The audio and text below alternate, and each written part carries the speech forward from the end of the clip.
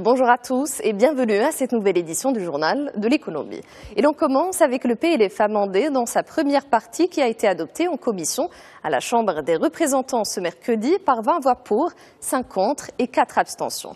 Le gouvernement a retiré 2 dispositions, celles concernant les hausses de TVA sur les carburants, sur les contrats d'assurance. La TVA sur ces 2 produits restera donc inchangée.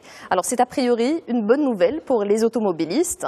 La hausse de 10 à 14% de la TVA sur le carburant n'aura pas lieu.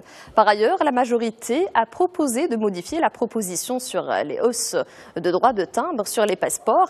Elle négocie le maintien de cette augmentation contre un prolongement de 5 à 10 ans de la durée de validité des passeports. Par contre, la hausse de la TVA sur les boissons gazeuses devrait passer comme lettre à la poste. Et on enchaîne avec le président du Conseil économique, social et environnemental, Nizar Al-Baraka, qui a évoqué une étude que le CESE a réalisée avec Banque Al-Maghrib sur l'évolution de la richesse globale du Maroc. Alors, on apprend que la richesse globale du pays a plus que doublé entre 1999 et 2013, passant ainsi de 5 904 milliards de dirhams durant l'année de l'accession de Mohamed VI au trône à quelques 12 833 milliards de dirhams à prix courant 13 ans plus tard. Alors selon Nizar Al-Baraka, le capital immatériel a constitué le moteur de cette évolution puisqu'il a contribué à 60% de la richesse globale du pays. Autre chiffre positif aussi dévoilé par Nizar Al-Baraka, celui du taux d'investissement qui aurait atteint 30% du PIB durant la période étudiée. Alors de même, la croissance économique enregistrée entre 1999 et 2013 a toujours été positive, même si elle n'a jamais pu dépasser le seuil de 4,5%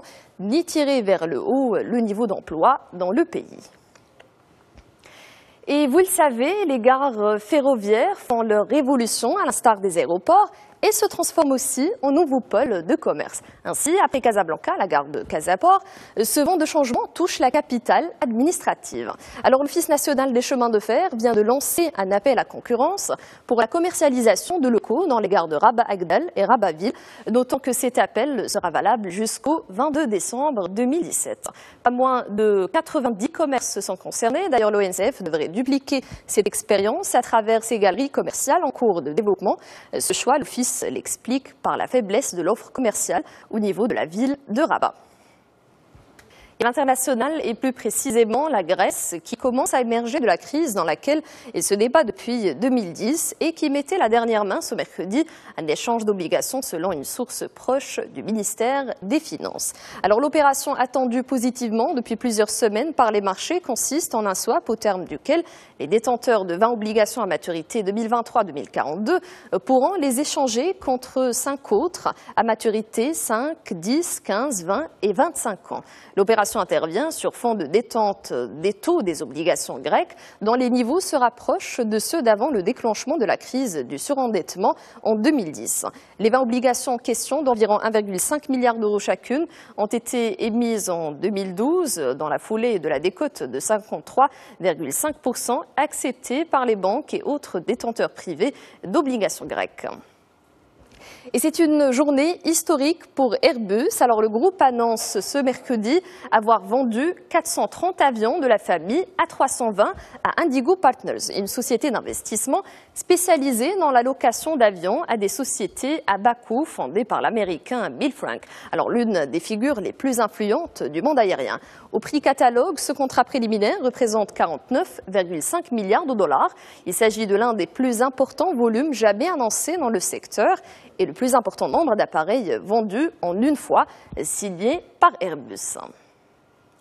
Et on clôt cette édition de la Grande-Bretagne. Le taux de chômage est resté stable à 4,3% sur la période de 3 mois terminée fin septembre, toujours au plus bas depuis 1975 selon l'Office des statistiques nationales. Alors sur la même période, les salaires ont progressé de 2,2% sur un an, soit une légère décélération par rapport aux données à fin août. Cette hausse reste très inférieure à l'inflation qui s'est établie à 3% en octobre comme en septembre, ce qui signifie que le pouvoir d'achat des Britanniques baisse.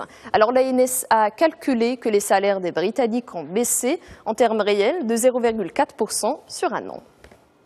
Et c'est ainsi que s'achève cette édition. Je vous remercie de l'avoir suivi. Très bonne suite de programme sur Médien TV.